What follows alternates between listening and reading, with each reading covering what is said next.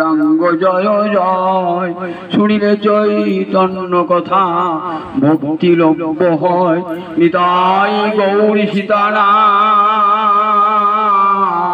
প্রেমানন্দে একবারে হরি হরি বলো নিতাই গৌরী সীতানাথ প্রেমানন্দে একবারে হরি হরি বলো নিতাই গৌরী সীতানাথ প্রেমানন্দে একবার হরি হরি বলো হইয়াছেন হবেন আমার মহাপ্রভুর যত দাস সবার চরণ বন্দি দন্তে করি ভাস ভজ শ্রীকৃষ্ণ চৈতন্য প্রভু নিত্যানন্দ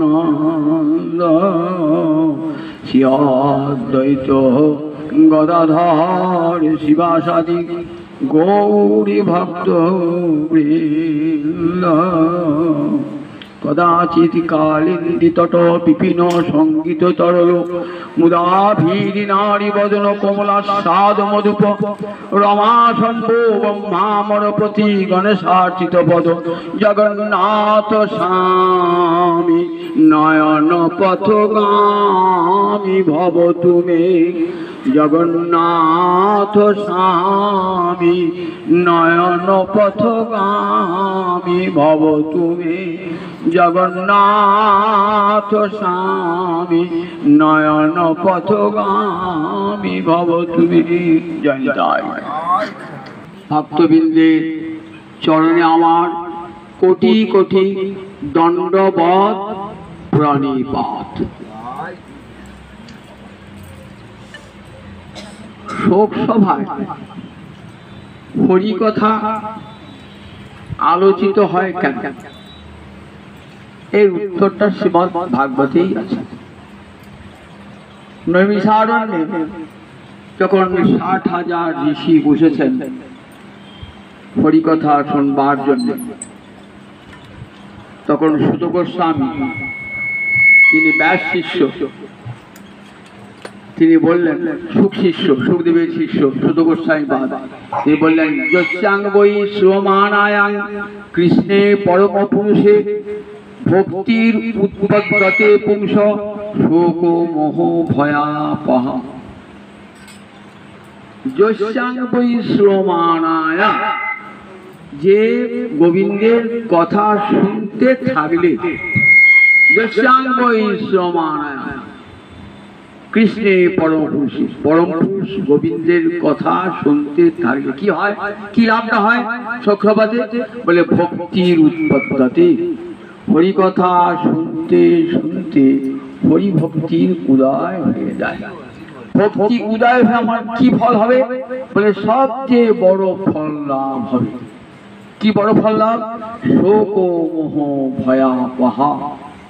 তোমার শোক চিরকালের জন্য দূরীভূত হবে, মোহ চিরকালের জন্য দূরীভূত হবে, মৃত্যু ভয় তোমার চিরকালের জন্য দূরীভূত হবে।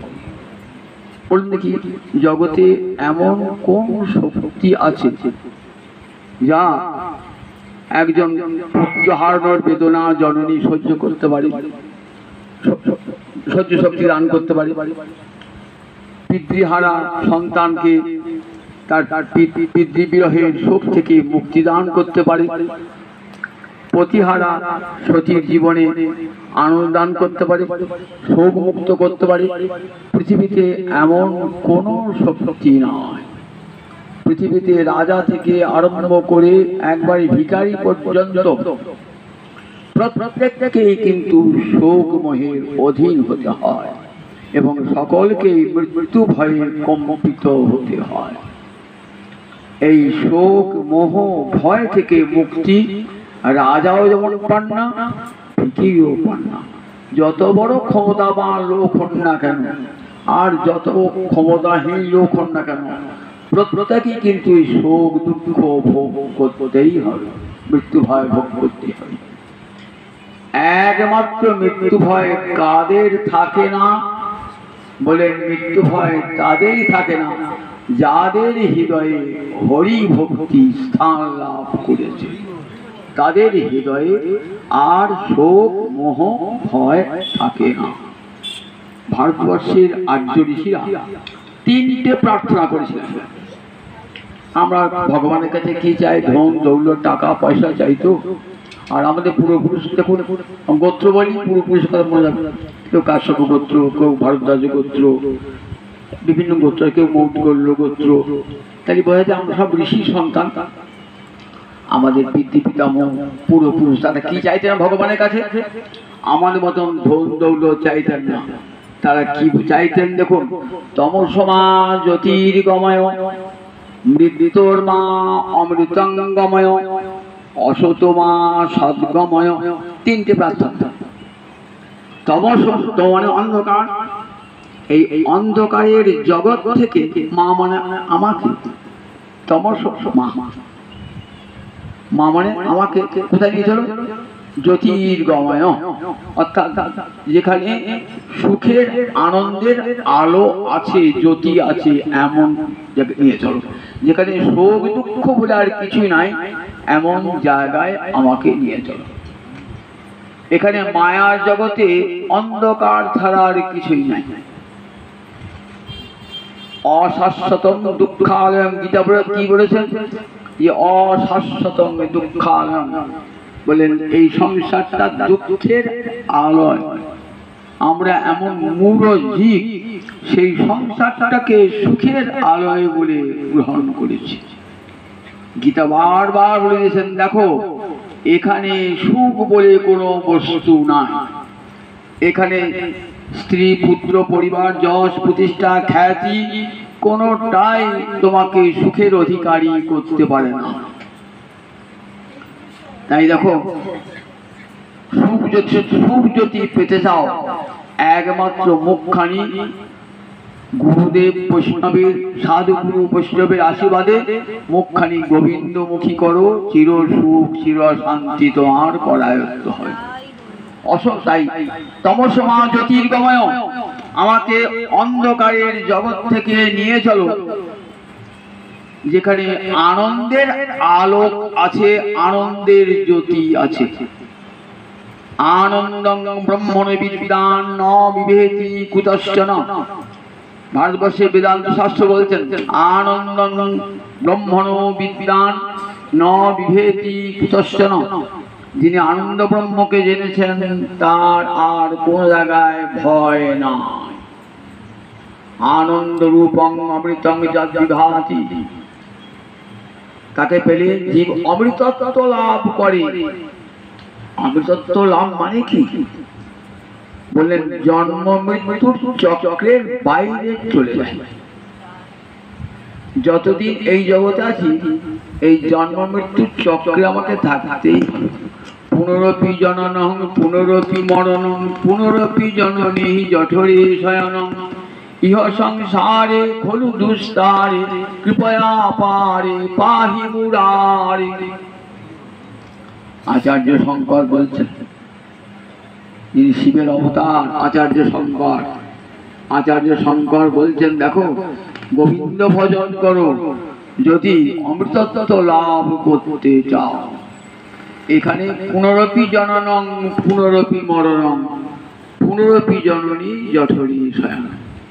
একবার জন্ম একবার মৃত্যু, একবার জন্ম একবার মৃত্যু। এমনি করে কতবার যে আমাকে পৃথিবীতে আসতে হবে, যতদিন আমার কর্ম ফল ধ্বংস না হচ্ছে ততদিন আমার এই আসা যাওয়াকে রোধ করতে পারে এমন কোন শক্তি পৃথিবীতে নাই। আমাকে আসতে হবে, আবার মৃত্যু বরণ করতেই হবে। জাতস্য হি ধ্রুব জন্ম ধ্রুবং জন্ম মৃতস্য চ। ভগবান শ্রীকৃষ্ণ অর্জুনকে বলছেন, দেখো জাতস্য যে জন্মিয়েছে তার মৃত্যু নিশ্চিত, আবার যে মরেছে তারও জন্ম নিশ্চিত। তাহলে এই যে গতায়াত, যতদিন কর্মফল ধ্বংস না হচ্ছে ততদিন কিন্তু আশা আর যাওয়া। তাই আমাকে এমন লোকে নিয়ে চলো, মৃত্যুর মা অমৃতঙ্গময়। মৃত্যু মানে মৃত্যুর হাত থেকে আমাকে অমৃত লোকে নিয়ে চলো, যেখানে গেলে আর মৃত্যুর ভয় নাই।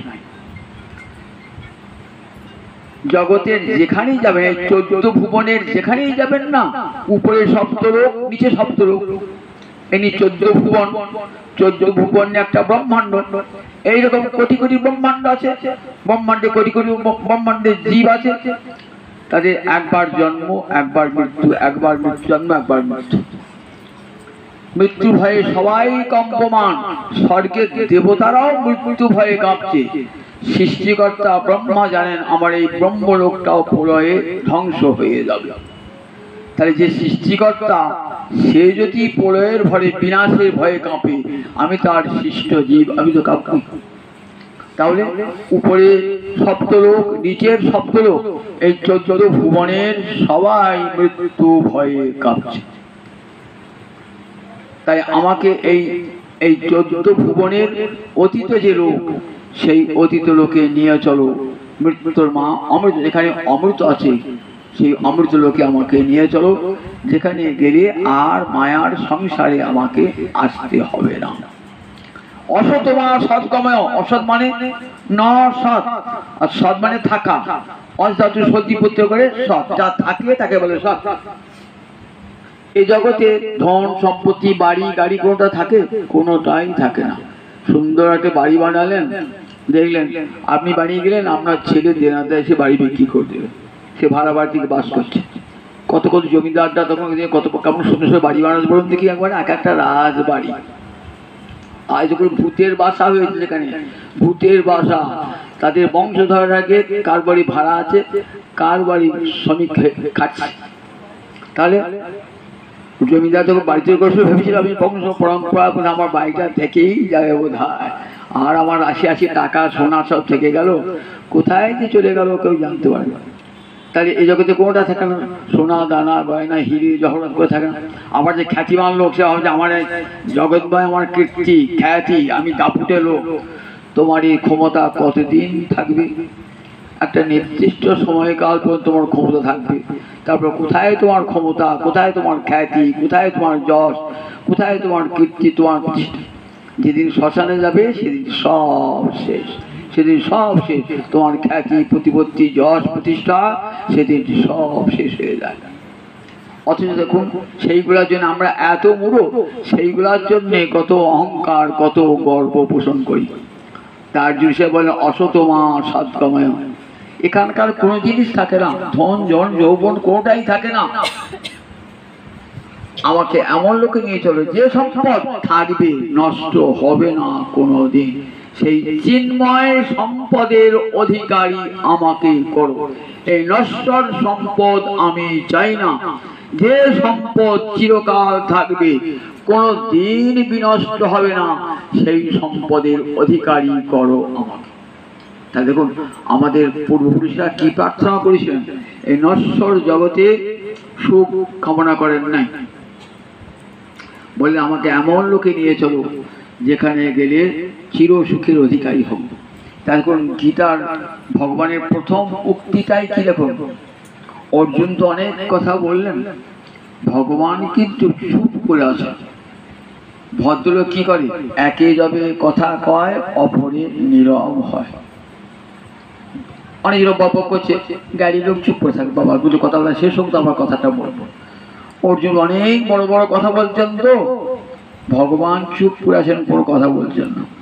প্রথম অধ্যায়ে অর্জুন কত কি বলেছেন, দেখো আমি এতগুলি লোককে বধ করব, তার ফল হিংসার ফল আমাকে ভোগ করতে হবে, আমার পিতৃপুরুষরা পিণ্ড পাবে না, জল পাবে না, আমি এত বড় পাপের ভাগী হতে পারবো না। দেখো আমি ভিক্ষা করে খাবো সেও ভালো, তথাপি আমি কত স্বজন হত্যা সুখী নশ্যাম মাধব। স্বজনগণকে হত্যা করে আমি কেমন করে সুখী হব? তাদের রক্ত মাখা সম্পদ আমি ভোগ করতে চাই না। লোকে সম্পদ ভোগ করে, আত্মীয় স্বজন নিজ জনকে সঙ্গে নিয়ে, আর সে নিজ জন যদি চলে গেল তাহলে আমার সম্পত্তি কি লাভ?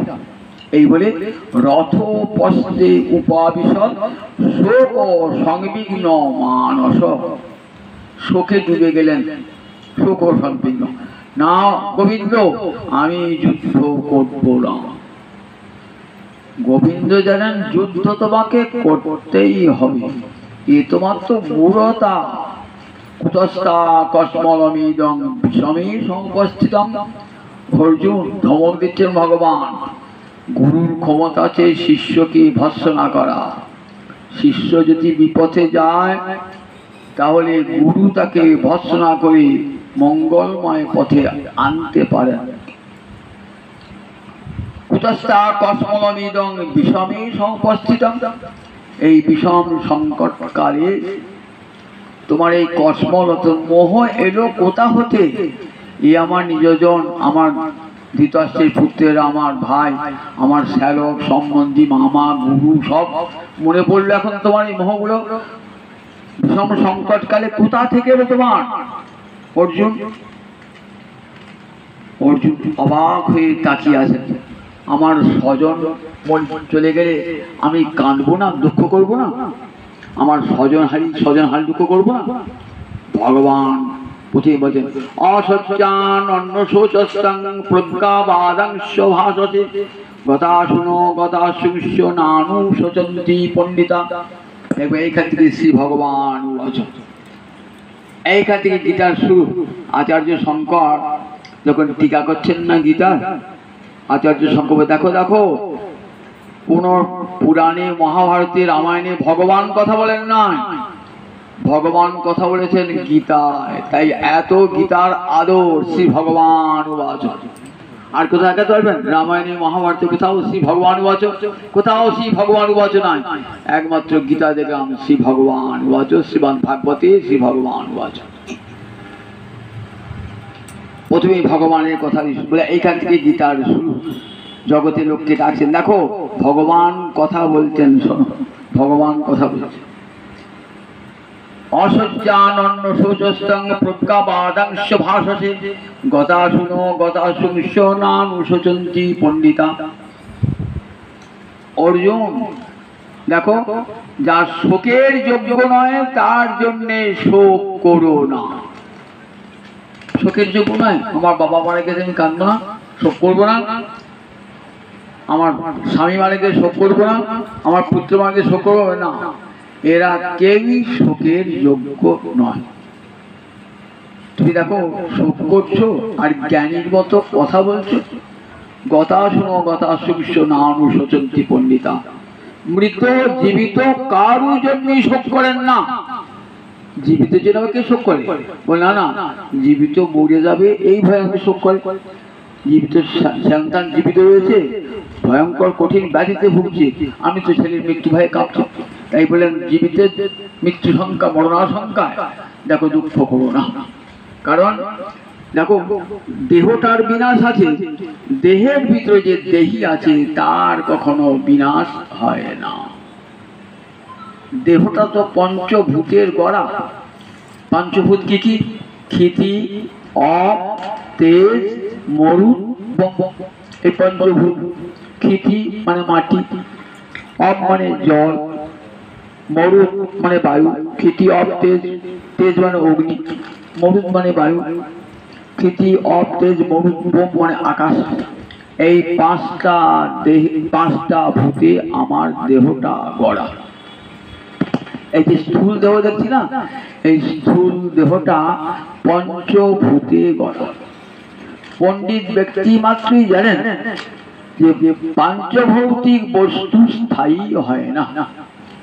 আপনি বাড়িতে একটা গাছ লাগালেন, তো অঙ্কুরোদ্গম হলো, দেখলে গাছটা বড় হচ্ছে, লগে লগে পাতা হচ্ছে, তারপর গাছটা বড় হয়ে গাছটা ফুল হলো, ফল হলো, ওই গাছটা বেশ বড় হয়ে শোভা পাচ্ছে।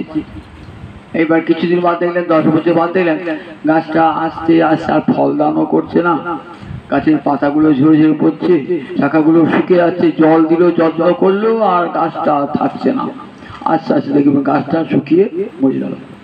তাহলে ওই গাছটা তো পঞ্চভূতে তৈরি, ক্ষিতি, অপ, তেজ, মরুত, ওইটা দেখে আমাদের চিন্তা করেছে আমার দেহটা তো ওই গাছ যেমন পঞ্চভূতের, গাছের দেহটা, আমার দেহটাও এই পঞ্চভূতে গড়া। এটা 6টা ভাব বিকার আছে। কি কি?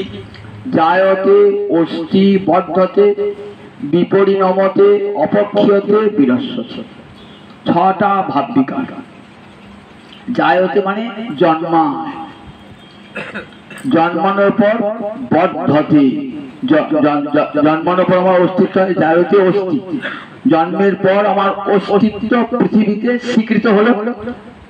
আমি যতদিন জন্মাই নাই আমাকে কেউ চিনত না, আমার স্বীকৃতি ছিল না পৃথিবীতে। আমি যেই মায়ের পেট থেকে জন্মালাম অমনি আমার পৃথিবীতে আমার অস্তিত্ব স্বীকৃত হলো। তারপরে দেহটা কি হবে? বর্ধতে, একটু একটু করে দেহটা বাড়বে। বাড়ার একটা সীমা আছে, আর বেশি বলে একটা সময় আছে। এই 45-48 বয়স পর্যন্ত বাড়লো, আর বাড়বে না। এবার কি হবে? এবার বিপরিণমতে, যৌবন চলে যাচ্ছে, এবার দেখবেন বিপরিণমতে দেহটা আস্তে আস্তে বিকৃত হয়ে যাচ্ছে। দেহের রূপ লাবণ্য সব আস্তে আস্তে যেন কেমন দূরে সরে যাচ্ছে। এটি তো প্রকৃতির নিয়ম, বিপরিণমতে। তারপরে কি হবে? অপক্ষীয়তে, ক্ষয় প্রাপ্ত হবে। চোখে দেখছেন শাড়ি পরেছে, ভালো করে দেখতে পাচ্ছি না, কানে শুনতে পাচ্ছি না, চুলগুলো সব পেকে গিয়েছে, দাঁতগুলো সব পড়ে গিয়েছে, এমনি করে সব দেহের ক্ষয় আরম্ভ হবে। অপক্ষীয়তে এই হতে হতে ক্ষয় হতে হতে বিনশ্যতে, আগে বিনাশ প্রাপ্ত হবে। এই 6টা ভাব বিকার প্রতিটি দেহে, এই জগতে যত সৃষ্ট জীব আছে, উদ্ভিদ আছে, প্রত্যেকেই কিন্তু এই 6টা ভাব বিকারের অধীন। একদিন না একদিন দেহটা শেষ হয়ে যাবে, এটা পণ্ডিত ব্যক্তিরা জানে। কিন্তু এই স্থূল দেহ দেখছেন তো, এই স্থূল দেহের ভিতরে আর একটা দেহ আছে, নাম সূক্ষ্ম দেহ। সেটাই কি কি আছে? পঞ্চ জ্ঞানেন্দ্রিয়, পঞ্চ কর্মেন্দ্রিয়, পঞ্চ প্রাণ, মন, বুদ্ধি, এই 17টা অবয়বের তৈরি আমার সূক্ষ্ম দেহটা। সেটা কেউ দেখতে পায় না, তাই তাকে সূক্ষ্ম দেহ বা লিঙ্গ দেহ বলে। এই দেহটা কি করে? আমার সমস্ত যা যা কর্ম করলাম না, সেই কর্মগুলো সব ধরে রেখে দিল। আমি পাপ করলাম, পুণ্য করলাম, সব কিন্তু থেকে গেল ওই সূক্ষ্ম দেহের মধ্যে, সব থেকে গেল। আর একটা দেহ আছে, তার নাম কারণ শরীর। সেটা প্রকৃতি থেকে উদ্ভূত হয়। প্রকৃতি মায়ের গর্ভে যখন কেউ থাকে তখন তাকে তো কেউ দেখতে পায় না, সেটা প্রকৃতির সঙ্গে মিশেই থাকে, তাকে বলে কারণ শরীর। তাহলে 3টে শরীর, স্থূল শরীর, সূক্ষ্ম শরীর, কারণ শরীর। বলেন দেখো, এই স্থূল শরীরটা একদিন বিনাশ প্রাপ্ত হয়, কিন্তু সূক্ষ্ম শরীরটা কি করে? সমস্ত কর্মফলকে নিয়ে চলে গেল। এইবার কি হবে? দেহান্তর প্রাপ্তি, অন্য একটা দেহে সে চলে যাবে। একটা দেহ থেকে আর একটা দেহে চলে যাবে। কেমন? তৃণ জলৌকা। জলৌক মানে জলের পোকা, যোগ, যোগকে বলে জলৌকা।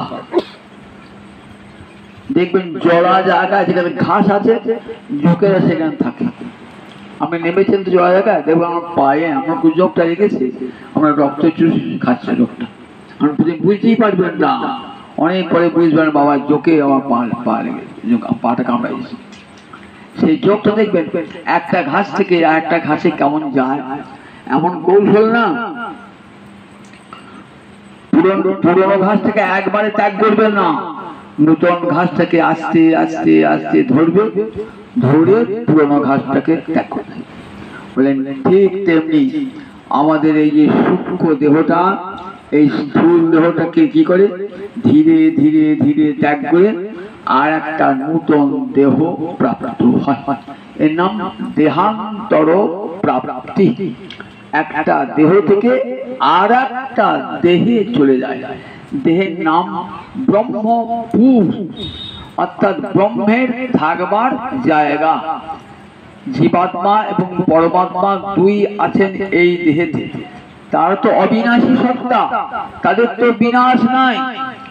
পরমাত্মার জীবাত্মা কালের তো বিনাশ নাই, কিন্তু যতদিন দেহেতে থাকবে ততদিন আমার চোখ চেয়ে চেয়ে দেখবে, আমার কান শুনবে, আমার হাত কাজ করবে, আমার চরণ চলবে, আমার মন অনুভব করবে।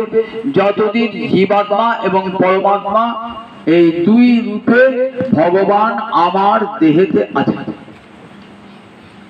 যে দেহ আপন জ্ঞানে যত্ন করো রাত্রি দিনে, বসন ভূষণ কত বেশ, পরমাত্মা ভগবান যবে হবে অন্তর্ধান, ভস্য কীট কৃমি অবশেষ।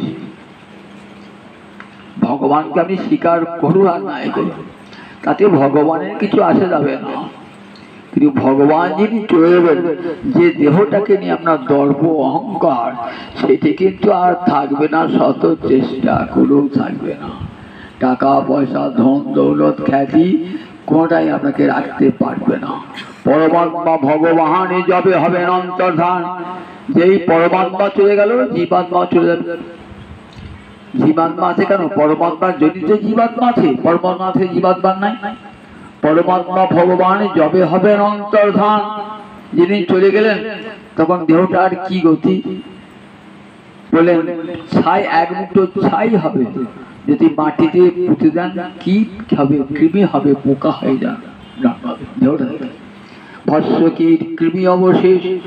আর সেই দেহটার জন্যে কত যৌবনের অহংকার, কত শক্তির অহংকার, দেখেছেন তো? আর সেই দেহটার শেষ পরিণতি কি? ভস্য কীট কৃমি অবশেষ। দেহটাকে সাজাই গোজাই, দেহের ভিতরে যে দেহি আছে তার খোঁজটা একবারও রাখি না। দেহের ভিতরে দেহি মানে দেহটাকে যে ধারণ করেছে তাকে দেহি বলে, অর্থাৎ জীবাত্মা। অর্জুন দেখো, দেহ আর দেহি দুটো পৃথক, এই দুটো আমরা পৃথক করতে পারি নাই বলি শোক করি।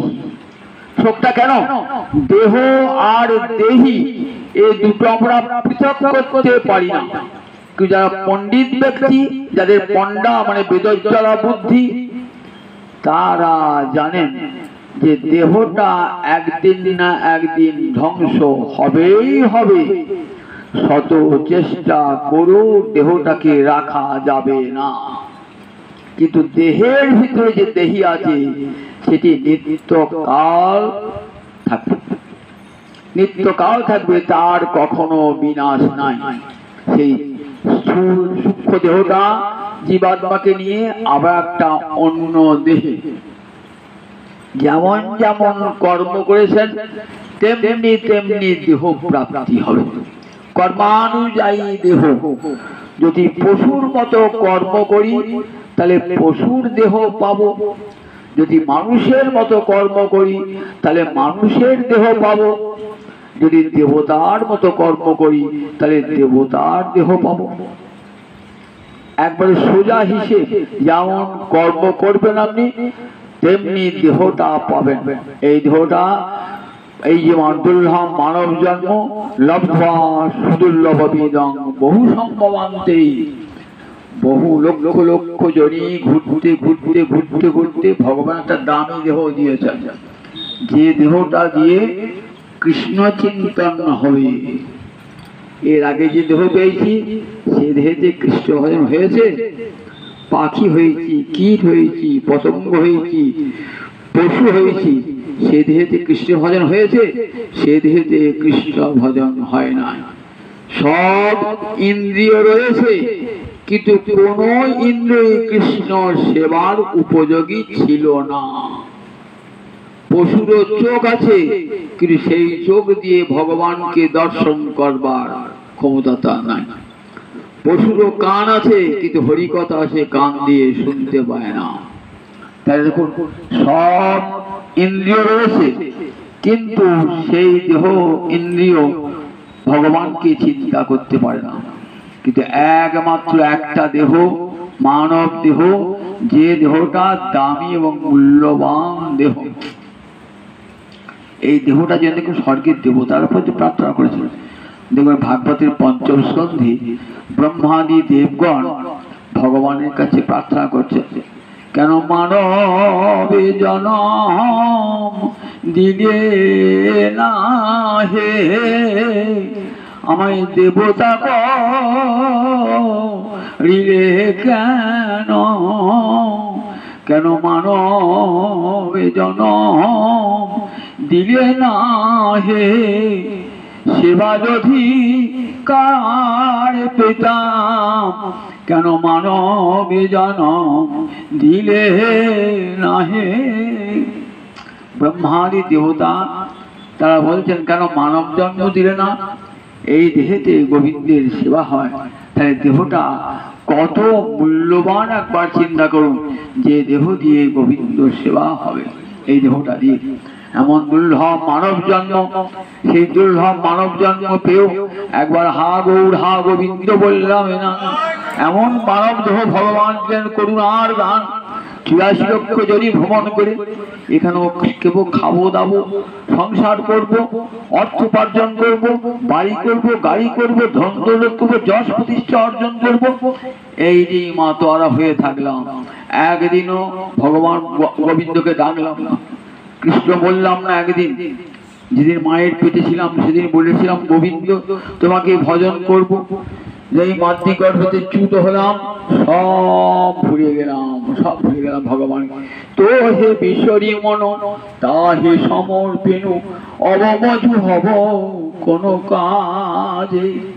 মিথিলার কবি বিদ্যাপতি কাঁদছেন জীবন সায়ান্নে বসে, নিজে বড় ভক্ত, তথাপি তিন ভাবে বলছেন, তো হে বিশ্বরী মন তাহে সমর্পেনু, অবমজু হব কোন কাজে। তোমাকেই ভুলে গেলাম প্রভু, সংসারে এসে সব যোগ করেছি, তুমি বিয়োগ, তোমাকে বিয়োগ চিহ্ন রেখে, বিয়োগ চিহ্ন দিয়ে রেখে দিয়েছি, ভগবানকে বিয়োগ চিহ্ন রেখে দিয়েছি। একটা ছেলে অঙ্ক করেছে, সারা পরীক্ষার ঘন্টা ভালো অঙ্কটা করেছে, শেষকালে দেখছি উত্তরটা নিচে না, ঘন্টা পড়বে আর সারা বিশ্বভাবে দেখছে একবারে শেষ ঘন্টা। তখন দেখছি বাবা, যেখানে দুটো চিহ্ন দেওয়া ছিল সেখানে মাইনাস চিহ্ন, বিয়োগ চিহ্ন দিয়ে দিয়েছি, তাই আমার অঙ্কটা উত্তর মিলল না। আমাদের জীবনের প্রথমেই ভগবানকে মাইনাস করে দিয়েছি, ভগবানকে বিয়োগ করে দিয়েছি, তাই জীবনের শেষ অঙ্ক আর কিছুতেই মেলাতে পারছি না। জীবনের শেষ অঙ্ক আর মেলাতে পারি না। ভগবান কি বাদ দিয়ে দিয়েছি? সংসারের সব কাজে যাকে স্মরণ করা উচিত ছিল তাকেই বাদ দিয়ে দিয়েছি। সংসার করুন, সব করুন, স্ত্রী পুত্র নিয়ে ঘর করুন, সব করুন, কিন্তু মনটি গোবিন্দ চরণ অরবিন্দে দান করতে হবে। মন গোবিন্দ যেন গোবিন্দ চরণ অরবিন্দ থাকে।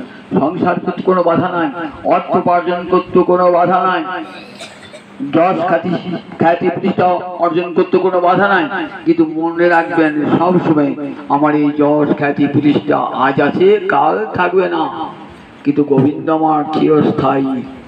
এই যদি চিরসুখ পেতে হয়, এই যশ খ্যাতি প্রতিষ্ঠা কেউ আমাকে চিরসুখ দান করবে না, একমাত্র গোবিন্দ ভজন আমাকে চিরসুখ দান করবে, মৃত্যুর হাত থেকে অভয় দান করবে একমাত্র। আমরা দেখি শ্রীমদ ভাগবতী দেবকী দেবী ভগবানের স্তব করছেন, কোথায় কংসের কারাগারে। ভগবান তখন জন্মিয়েছেন, তো তখন দেবকী স্তব করছে, মা স্তব করছে, সন্তানের স্তব করছে। দেবকী জানেন আমার পুত্রটি ভগবান, কি করে জানেন?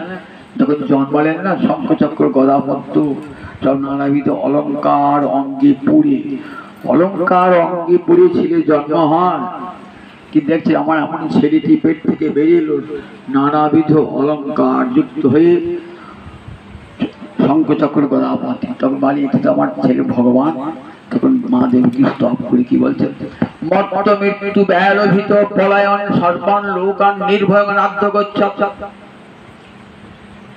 তৎপদাব্দং প্রাপ্য যদিচ্ছয়া ষষ্ঠ সেতে মৃত্যু অস্মাৎ অপেতি। বলছেন হে গোবিন্দ, মর্ত মানে এই জগতে মানুষ, মৃত্যু ব্যালোভিত, মৃত্যুর ভয়ে ভীত হয়ে কি বলে স্বর্গে যাব, ব্রহ্মলোকে যাব, সব লোকে ঘুরে বেড়ায়, কিন্তু কোথাও অভয় পায় না। দেবলোকে গেলে ইন্দ্র বলে, দেখো আমার এই জগতেও মৃত্যু আছে, এই স্বর্গেতেও মৃত্যু আছে। ব্রহ্মলোকে যাবেন, ব্রহ্মা বলে এখানেও মৃত্যু আছে। তপলোকে যাবেন, মহলোকে যাবেন, জললোকে যাবেন বলে এখানেও মৃত্যু আছে। বাবা, আমি মৃত্যুর হাত থেকে রক্ষা পাবার স্বর্গে বললাম সেখানেও মৃত্যু আছে? বলে হ্যাঁ, সেখানেও মৃত্যু আছে। এরপরে তপল ভুব স তপ মোহ জন তপ লোক আছে তো, প্রত্যেক লোক বলে কোন লোকটাই স্থায়ী নয়, সব লোকই প্রলয়কালে ধ্বংস হয়ে যায়। তাহলে এখানেও মৃত্যু আছে। তাহলে কোন জায়গায় তোমাকে অভয় পেলাম না, কিন্তু কোথায় অভয়, কোথায় মৃত্যু যেতে পারে না? মা বলছেন তৎপদাব্জং প্রাপ্য যদিচ্ছয়া, তুমি কৃপা করে জীবের প্রতি সৌভাগ্যবশত তুমি আবির্ভূত হয়েছ আবার পেট থেকে। তোমার এই চরণ কোমল তৎপদাব্জং, তোমার চরণ কোমল পেয়ে জীব কি হয়? ভয় মুক্ত হয়ে যায় চিরকালের জন্য। ষষ্ঠ সেতে আর তার কোনো চিন্তা থাকে না, নিরুদ্বিগ্ন হয়ে যায় সে ষষ্ঠ সেতে। কারণ মৃত্যুর अस्माद् অপেইতি, এখানে আর মৃত্যু থাকে না। জগতের সর্বত্র মৃত্যু আছে, কিন্তু গোবিন্দ চরণে গেলে আর মৃত্যু নাই। গোবিন্দ চরণে গেলে, গোবিন্দ চরণ স্মরণ করলে মৃত্যু দূরে সরে যায়। দেখেছেন তো প্রহ্লাদ আদি ভক্তগণ মৃত্যু ভয়ে কম্পিত হয়েছে, মৃত্যু কার সামনে মৃত্যু এসেছে, মৃত্যু ভয়ে ভীত হন নাই প্রহ্লাদ। যে কোনো মুহূর্তে তার পিতা তাকে মেরে ফেলবে, কিন্তু এতটুকু মৃত্যু ভয় নাই। কেন? গোবিন্দ চরণকে ধরে আছেন আঁকড়িয়ে। যাতায় কলাই পিসছেন তো, চারিপাশে যত কলাই ছাতু হয়ে গেছে, আজ ডান্ডাটাতে ঘোরাচ্ছেন, যাতা একটা পাতা তুলুন, দেখবেন ওই ডান্ডায় দু একটা কলাই লেগে গেছে অক্ষত, যেমন কাটতে অন্য কয়লা অন্য ইয়েগুলি সব কলাইগুলি সব ঘুরিয়ে ছাতু হয়ে গেছে। তাই গোবিন্দের চরণ দণ্ড যিনি ধরেছেন, সেখানে মহাকাল আর আসতে পারে না। মহাকাল সর্বত্র যায়, বলে না, ওই গোবিন্দ চরণকে যে স্মরণ করছে সেখানে আমার যাওয়ার অধিকার নাই। যমরাজা বলেই দিয়েছেন কোথায় কোথায় যাবে। বললেন দেখো, অসত অকৃত বিষ্ণু কীর্তন, যার শির একদিনও ভগবানের চরণে নত হয় না, যার চিত্ত একদিনের জন্য ভগবানকে স্মরণ করে নাই, যার মুখ দিয়ে একদিনও হরিনাম বার হয় নাই, তান অনধ্যম অসত অকৃত বিষ্ণু কীর্তন, তাদেরকে নিয়ে আসবে আমার কাছে। কারণ দুর্লভ মানব জন্ম পেয়েও তারা গোবিন্দ সেবা করে না, তাই তাদেরকে নিয়ে আসবে। কাজী প্রহ্লাদ জানেন মৃত্যু আমার কাছে আসতে পারবে না, ধ্রুব জানেন আমার কাছে মৃত্যু আসতে পারবে না। মৃত্যু এসেছে ধ্রুবের কাছে। ধ্রুব বলছে কে তুমি? তা বলছে আমি মৃত্যু দেবতা যম। কি জন্য এসেছো? তোমাকে নিতে এসেছি। বলে আমাকে নাও, তাহলে নিতে যখন এসে নাও। তা বলে তোমার অঙ্গটা আমি ছুঁতে পাচ্ছি না। কেন পাচ্ছ না? না, ওই অঙ্গটা গোবিন্দ স্পর্শ করেছে, তাই ওই অঙ্গটা ছোবার অধিকার আমার আর নাই।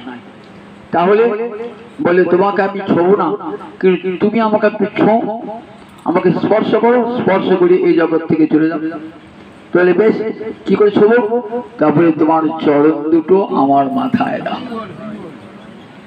তোমার চরণ দুটো, দেখেছেন মৃত্যু দেবতা যম কাকে বলছে? ধ্রুবকে বলছে তোমার চরণ দুটো আমার মাথায় দাও।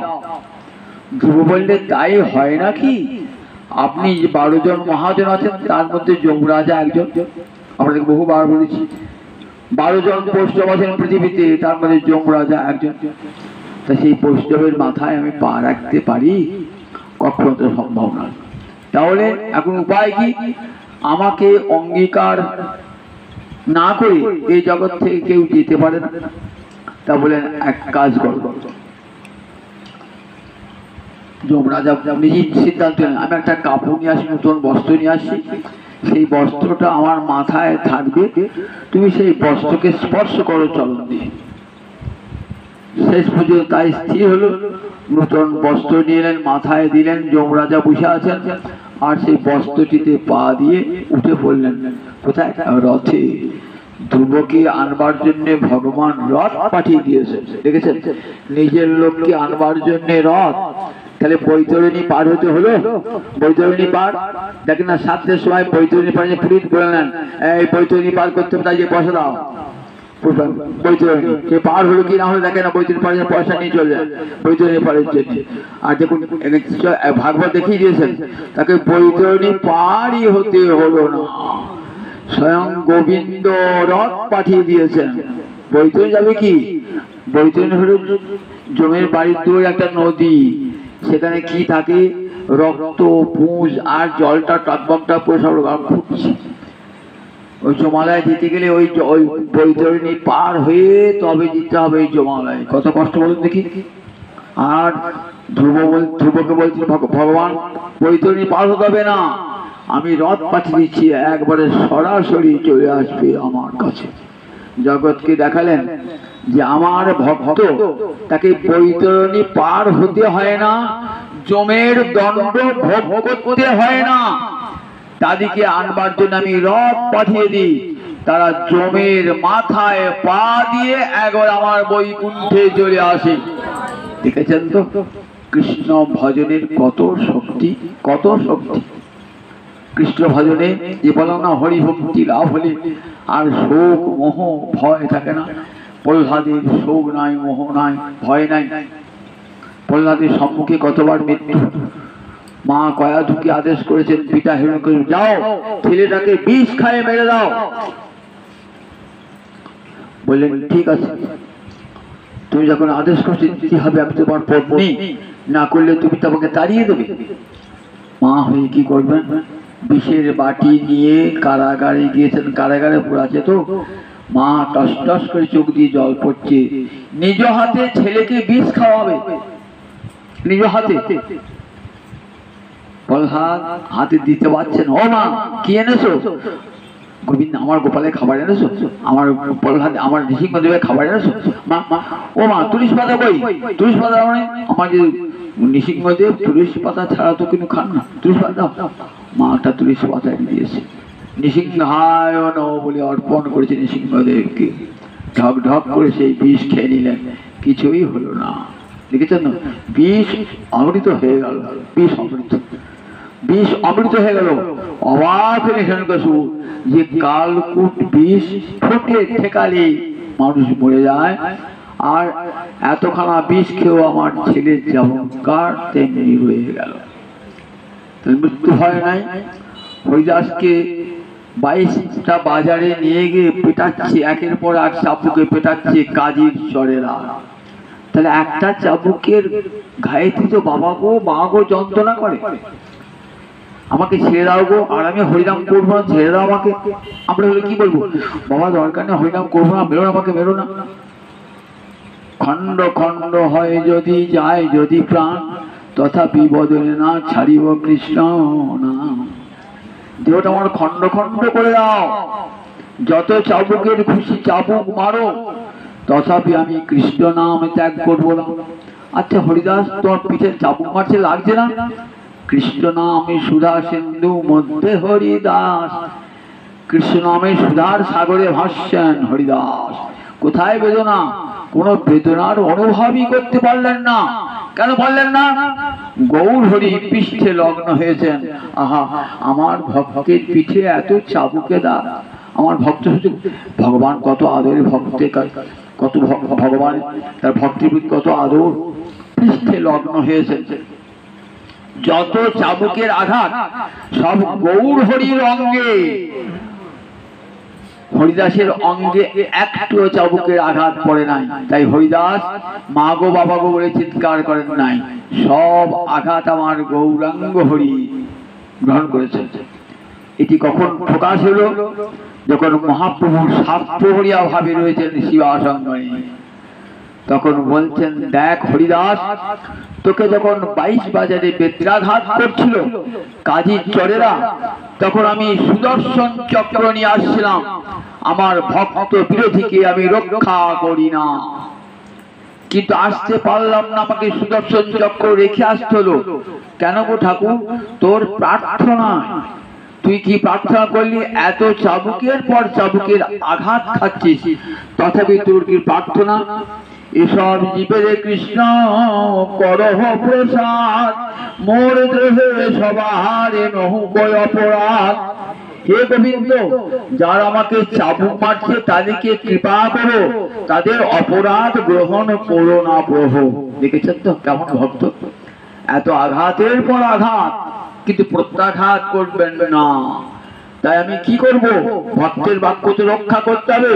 তাই আমি কি করব? আমি তোর পৃষ্ঠে লগ্ন হলাম। দেখবি যতগুলো চাবুক 22টা বাজারে, সব চাবুকের দাগ আমার পিঠে। দেখাচ্ছেন গৌরহরি পিঠে সব চাবুকের দাগ।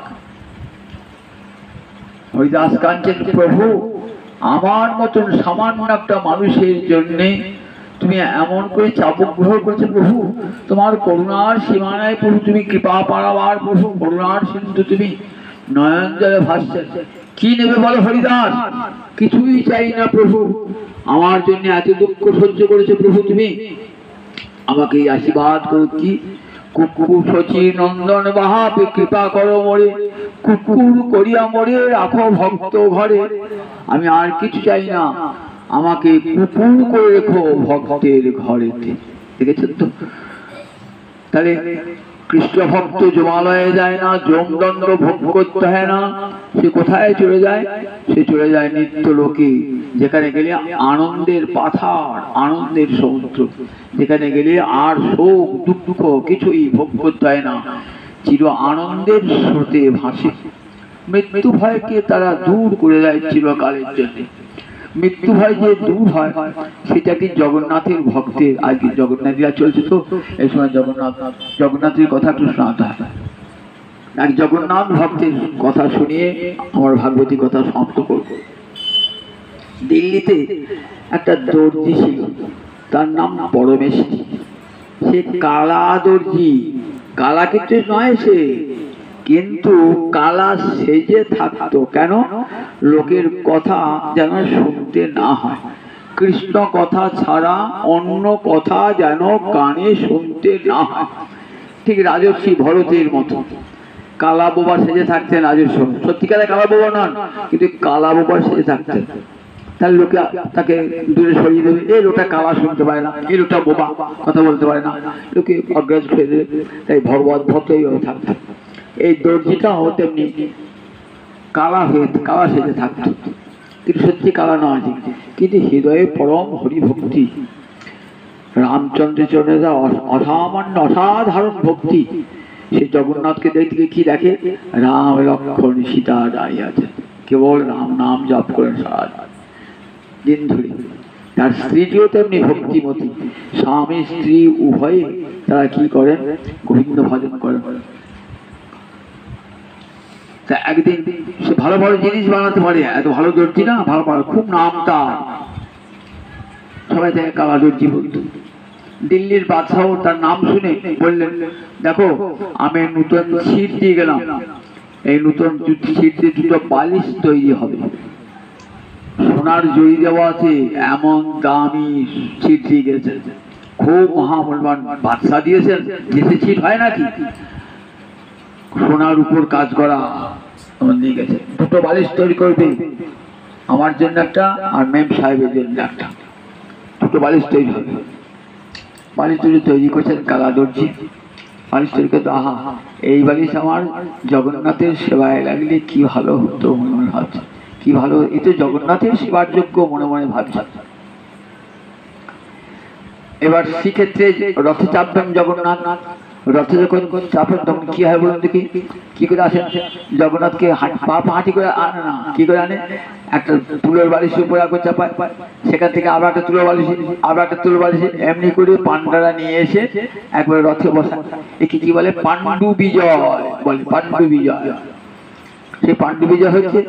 আর কালা দর্জি কথা ভাবছেন, এই আমার জগন্নাথ নামছে, পান্ডারা নিয়ে আসছে, একটা বালিশ থেকে আর একটা বালিশে, হঠাৎ দেখছে একটা বালিশ ফেটে গেল, একটা বালিশ ফেটে গেল।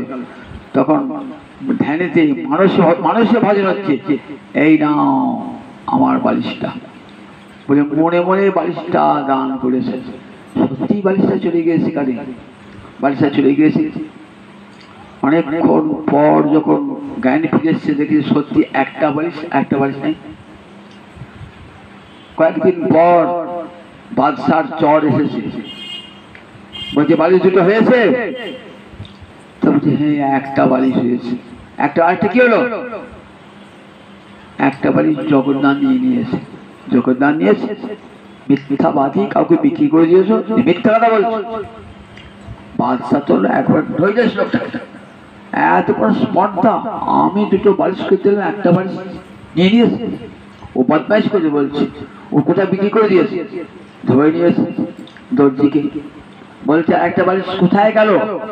তাহলে জগন্নাথ নিয়েছে। জগন্নাথ কোথায় থাকে গো? শ্রীক্ষেত্রে, আর এখানে দিল্লি। তোমার জগন্নাথের হাতটা কত বড় গো, এখান থেকে নিয়ে যাবে? তাহলে আমার জগন্নাথের তো সব দিকেই হাত, সব দিকেই পা।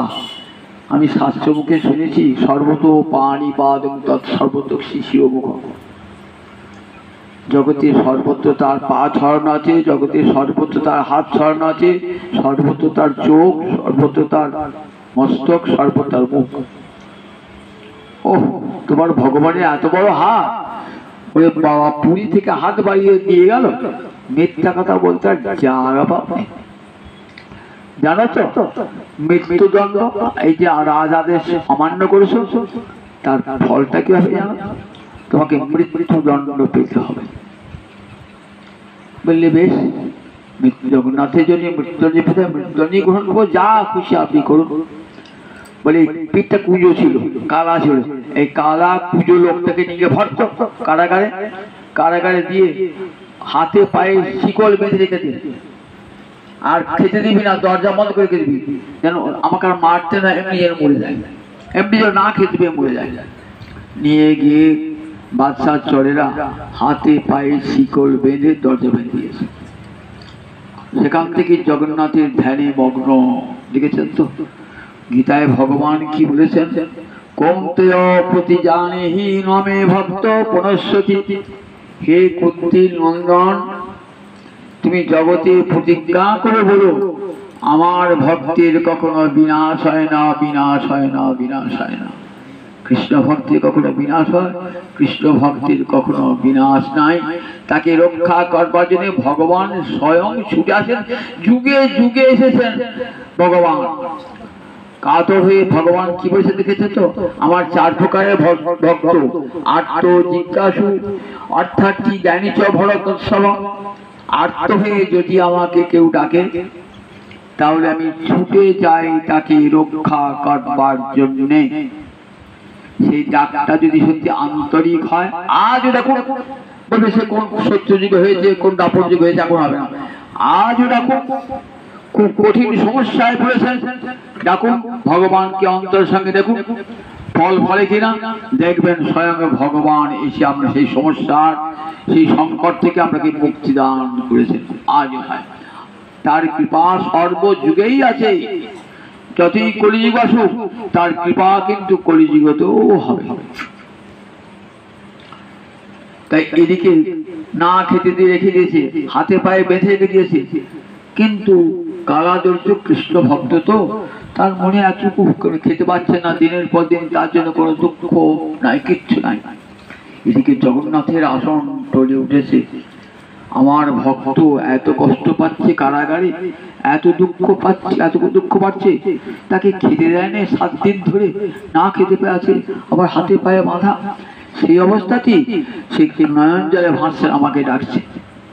আর ভগবান থাকতে পারেন? জগন্নাথ ভক্তবৎসল, ভক্তের জন্য কি না করতে পারেন ভগবান। জ্বলন্ত অনলে কৃষ্ণ ভক্ত লাগি খায়, ভক্তেরও কিঙ্কর হয় আপন ইচ্ছায়। জ্বলন্ত অগ্নি ভগবান খেয়ে নেন, দাবানল খান নাই? বৃন্দাবন সকালবন চিৎকার করে দিল, আগুন লেগেছে, আগুন লেগেছে, কোনো ভয় নাই, তোরা গরু চড়া, হাঁ করে মুখে আগুন খেলে। জ্বলন্ত অনল কৃষ্ণ ভক্ত লাগি খায়, ভক্তেরও কিঙ্কর হয় আপন ইচ্ছায়, আবার ভক্তের চাকর হন, ভক্তের বাড়ি গিয়ে তার খাদ্য পৌঁছে দিয়ে আসেন। অর্জুন বিশ্বের ঘরে খাবার পৌঁছে দিয়ে এলেন, মাথায় করে নিয়ে গিয়ে পৌঁছিয়ে দিয়ে এলেন। তাই দেখুন ভগবান ভক্তবৎসল, তিনি ভক্তের জন্য কি না করেন, এমন ভক্তবৎসল ভগবান জগতে আছে। ভগবান কি করলেন, জগন্নাথ এসেছেন রাত্রিকালে, নয়ন জলে বুক ভাসিয়ে রাখছেন, তো প্রায় ঘুম এসে আচ্ছন্ন হয়ে গেছে, ধ্যানেতে তন্ন হয়েছে, দেখছেন সামনে জগন্নাথ দাঁড়িয়ে আছেন আমার সামনে। কি অপূর্ব রূপ ধরে আছেন জগন্নাথ, নয়ন জলে ভাসছেন ঠাকুর, তুমি চিরকাল আছো প্রভু। কোথায় শ্রীক্ষেত্র আর কোথায় দিল্লি কারাগার, তুমি কারাগারেও ঢুকলে ভক্তের জন্য প্রভু। কারাগারে কয়েদিরা থাকে, আর সেই কারাগার তোমার জন্ম কারাগারে হয়েছিল তো প্রভু, তাই কারাগারে আমাকে কৃপা করতে প্রভু। নয়ন জলে ভাসছেন। ভগবান কি করলেন, নিজ হাতে শিকল খুলে দিলেন, শিকল খুলে দিয়ে অমৃত হস্ত উড়িয়ে দিলেন মাথায়। ক্ষুধা তৃষ্ণা সব দূরীভূত হয়ে গেল। বাদশা ঘুমোচ্ছে, বাদশা স্বপ্ন দেখছেন, দেখছেন স্বপ্নে কি দেখছেন, কি যেন পিঠে চাবুক মারছেন, চাবুকের পর চাবুক, চাবুকের পর চাবুক। তোর সাহস তো কম নয়, তুই আজ দিল্লির বাদশা হয়েছিস কার কৃপায়? আমি তো আল্লাহ, হে আল্লাহর কৃপাতেই তুই বাদশা হয়েছিস, আর সেই আল্লাহর ভক্তকে এত দুঃখ দান করছিস তুই, তোর স্পর্ধা তো কম নয়। একের পর এক চাবুকে রাখা, দেখ তোর বংশকে আমি নির্বংশ করে ছাড়ব। আমি জানিস আমি সব সহ্য করি, আমার ভক্ত দ্রোহিতা আমি কখনো সহ্য করি না। আমার ভক্তের প্রতি যে অপরাধ করে তাকে আমি কোনোদিন সহ্য করি না। তোকে এর ফল পেতেই হবে। এখন যদি শীঘ্র তুই আমার ভক্ত ওই দর্জিকে মুক্তি দান না করিস। স্বপ্ন দেখলাম নাকি, না তো পিঠে সত্যি চাবুকের দাগ, আর যখন স্বপ্ন দেখলাম সত্যি পিঠে বেদনা হচ্ছিল। রাত্রিতে উঠে পড়েছেন, একটু রাত তখন আছে, রাত উঠে পড়েছেন, উঠে পড়ে তার চর্বক ডাকছেন, কারাগারটা খুলতো। কারাগারটা করে দেখছেন, কারাগারটা জ্যোতির্ময় হয়ে গেছে, আলোকে অন্ধকার কারাগার, জ্যোতির্ময় ভক্তের অঙ্গের জ্যোতিতে কারাগার জ্যোতির্ময় হয়ে গেছে। ভগবানের পরশে সেই কালাদুর্জি আর কালাদুর্জিটাই পিঠে পুজো নাই, অপূর্ব সুন্দর মূর্তি ধারণ করেছে। রাজা গিয়ে দেখছেন কোথায় গেল পিঠের কুচ, কোথায় গেল পিঠের কুচ, কোথায় গেল বাবা, এমন লোকটা তো সুন্দর হইলে কি করে?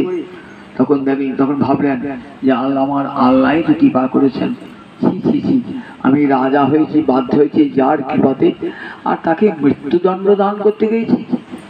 যে আল্লাহর কৃপা পায়, খোদার কৃপা পায়, তারপর মৃত্যু ভয় থাকে নাকি? মৃত্যু ভয় তাদেরই থাকে যারা বিষয়ের কীট, যারা বিষয়ের কীট তাদের মৃত্যু ভয় থাকে। যারা হরিচরণ বিমুখ জগতে তাদেরই থাকে মৃত্যু ভয়। আমি এই দর্জিকে চিনতাম না, সামান্য দর্জি মনে করতাম, জীবিকার জন্য দর্জিগিরি করে ভাবতাম, কিন্তু দর্জি যে আমার এত বড় ভক্ত, আল্লাহর ভক্ত আমি জানতাম না। আজ দেখলাম যে ভগবান কেমন ভক্তি বশ সপুরুষ, নিজের ভক্তের জন্য ভগবান কারাগারে সর্বত্র দরজা বন্ধ, সেখানে ঢুকেছেন আমার আল্লাহ, ঢুকেছেন জগন্নাথ, ঢুকেছেন, ঢুকে তার ভক্তকে মুক্ত করেছেন, অমৃতহস্ত উড়িয়ে দিয়েছেন, তার দেহের ক্ষুধা তৃষ্ণা সব দূরীভূত হয়ে গেছে, সুন্দর রূপ জ্যোতির্ময় রূপ ধারণ করেছে। তখন দুনয়নের বাড়ি ধারায় বাদশা ওই দর্জির চরণ ধুয়ে দিল, আমি মহা অপরাধী, ভক্ত চরণে অপরাধ করেছি, তাই আল্লাহ আমাকে ক্ষমা করবেন না, তুমি আমাকে ক্ষমা করো। ভক্তের চরণে অপরাধ করলে পরে শুনেছি ভক্তের কাছেই ক্ষমা চাইতে হয়, আমাকে আল্লাহ কৃপা করবেন না, তুমি আমাকে কৃপা করো। আমি অপরাধ, আমি না জেনে তোমাকে কারাগারে পুরে, সত্যি জগন্নাথের হস্ত সব দিকে, তিনি যে পারিশখানি নিয়েছেন আমাকে কৃপা করবার জন্য নিয়েছেন, সত্যি তো এই সম্পদ আমার নাকি? আল্লাহ এসে বলেছেন সম্পদ তোর, দর্জি যে বালিশটা দিয়েছে এটা কার সম্পদ? আমার সম্পদ, তোর পিতার সম্পদ। জগতে সবাই আমার সম্পদ ভোগ করে জগতে, আর সে আমাকে দিয়েছে, তার জন্য তুই এত শাস্তি দান করেছিস। সত্যিই আমি নির্বোধ ছিলাম। জগতে সবই যে ভগবানের, ঈশাবাস্যমেদং সর্বং যৎকিঞ্চ জগত্যাগ জগৎ। উপর সরস্বতী বলেছে জগতে যা কিছু দেখছো সব ভগবানের সম্পদ। কখনো বলতে নাই আমার বাড়ি আমার গাড়ি, বলতে নাই, সব গোবিন্দের বাড়ি, সব গোবিন্দের। আমরা জোর করে বলি আমার, তোমার কোথায়? তুমি নিয়ে এসছো। গোবিন্দ করুণা করে দিয়েছেন বলি তার দান, তার বাড়ি ঘর সম্পদ সব তার দান, এই জ্ঞানে ভোগ করতে হয়। বাদশার সেই জ্ঞানটি হলো। বাদশাহ তখন কি বলেন, আজ থেকে তুমি আমার গুরু হলে, আমার মুসলমান ধর্মের গুরু নয় কিন্তু আমার গুরু হলে, আমি তোমাকে গুরু বলে স্বীকার করছি। আজ থেকে আমার বংশের সবাই তোমাকে গুরু জ্ঞানে ভক্তি করবে। চলো, আর তোমাকে দর্জির কাজ করতে হবে না, আমি তোমার জন্য বিশাল অট্টালিকা তৈরি করবো। না, আমার অট্টালিকা দরকার নাই, আমি ঘুরে ঘরে থেকে আমার জগন্নাথের ভজন করব। ঘুরে ঘরে থেকে আমি বিষয় সম্পদ ধন দৌলত কিছুই চাই না, আমাকে নির্বিঘ্নে গোবিন্দ চরণ ভজন করবার অধিকার দাও, এটাই যথেষ্ট কৃপা দান হবে তোমার। আমি আর কিচ্ছু চাই না, আমি নির্বিঘ্নে স্বামী স্ত্রীতে নির্বিঘ্নে গৌহরি গোবিন্দের চরণ জগন্নাথের চরণ ভজনা করে নিজের জীবনকে ধন্য করব। দেখেছেন তো, মৃত্যু ভয়ে কম্পিত হয় না ভক্তের হৃদয়, ভগবান রক্ষা করবার জন্য সব সময় আসে। তাই হরিভক্তি শোক মোহ ভয়াপহা।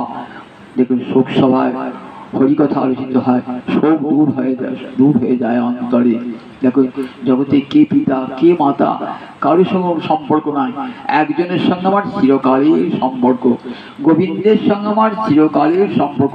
তার জন্য তো কাঁদা উচিত। কাঁদবো কেন? কাঁদবো কেন? আজ যারা আমার পিতা মাতা হয়েছে তারা আপন আপন কর্মফল ভোগ করতে এসেছে, কর্মফল ভোগ হয়ে গেছে, তারা চলে গেছে। আমার কর্ম দিতে হবে করে। এই সংসার তো পান্থশালা। আগেকার দিনে রাজারা জমিদারেরা কি করতেন, তখন তো ট্রেন বাস সব ছিল না, তীর্থ যাবেন, এখান থেকে পুরী যাবেন, বৃন্দাবন যাবেন, তাই 5 মাইল 10 মাইল অন্তর অন্তর কি থাকতো, একটা করে পান্থশালা থাকতো, সেখানে সবাই জড়ো হতো। সন্ধ্যে হলে সব খাওয়া দাওয়া সব কত আনন্দ ফুর্তি হতো, কত ভাব ভালোবাসা সব হতো। সকাল হলে আবার সব যে যার দিকে চলে যেত। যে পূর্ব দিক থেকে সে পূর্ব দিকে চলে গেল, পশ্চিম থেকে পশ্চিম দিকে চলে গেল, পূর্ব পশ্চিম উত্তর দিকে আপন আপন দিকে চলে গেল। ঠিক তেমনি এই সংসার ও পান্থশালা। কেউ পিতা নয়, কেউ মাতা নয়, কেউ পত্নী নয়, কেউ পতি নয়, কেউ পুত্র নয়, সব একটা সম্পর্কের বাঁধনে জড়িয়ে সংসার তৈরি করেছি, মায়ার দেওয়া সংসার বন্ধন। যার যেদিন কর্মফল শেষ হবে সেদিন তাকে যেতেই হবে। আমার নিজের আত্মীয় নিজজন বলে তাকে কেউ আটকে রাখতে পারবে না। কর্মফল যে ভোগ হয়ে যাবে তখন চলে যাবে। মহাভারতের প্রথমেই ব্যাসদেব শুনেছেন যে কত মাতা পিতৃ সহস্রাণি, আমার কত মাতা কত পিতা, যতবার জন্মেছি ততবার একটা করে মাতা ততবার একটা করে পিতা হয়েছে। পুত্র দাও শতানিচ, কত পুত্র হয়ে যাওয়া। আগের আগে জন্মে মাতা পিতার খবর রাখি, আগের জন্মে কি আমার মাতা পিতা ছিল তার খবর রাখি, তার জন্য কাঁদি। আবার আগে যেমন কে পুত্র ছিল কন্যা ছিল কে পত্নী ছিল তার খবর রাখি না।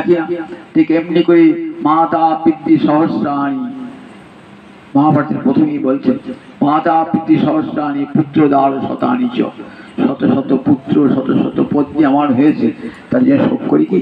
তারপরে অশোক চান অন্য শোক যা শোকের যোগ্য নয়, তার জন্য একটা জায়গায় শোক করো যে ভগবানকে, যিনি যার সঙ্গে আমার চিরকালের সম্পর্ক, সেই ভগবানের সঙ্গে আমার যেন বিচ্ছেদ না হয় জীবনে, তাকে যেন কখনো না ভুলি।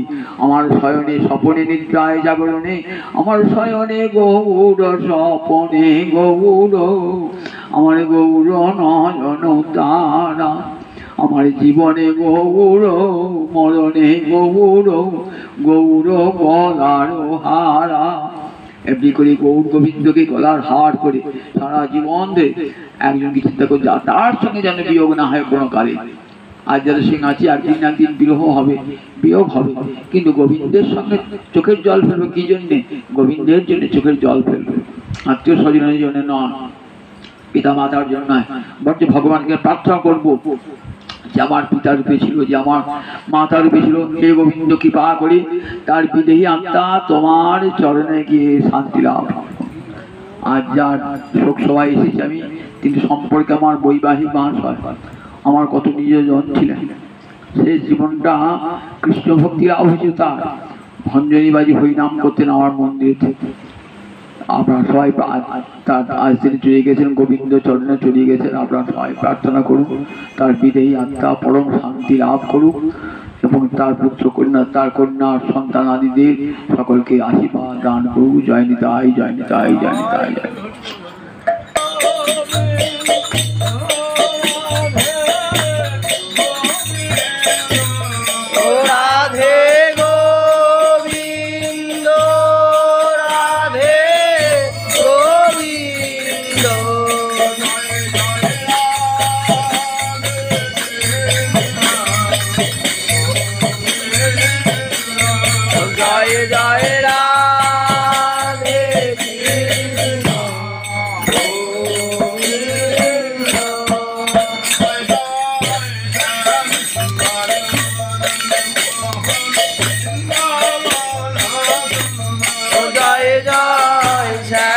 सुंदर मदन मोहन वृंदावन चंद्र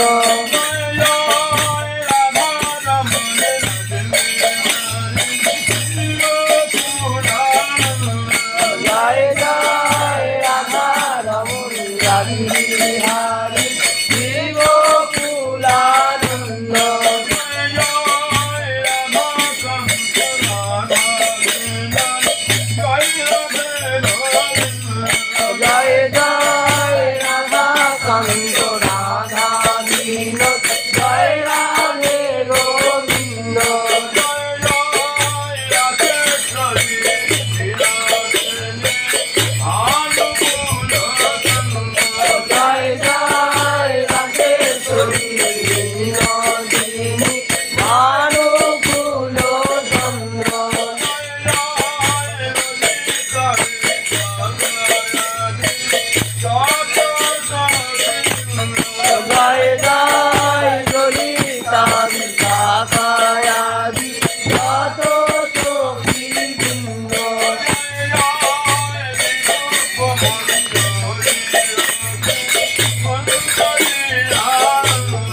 जय जय शिरूपम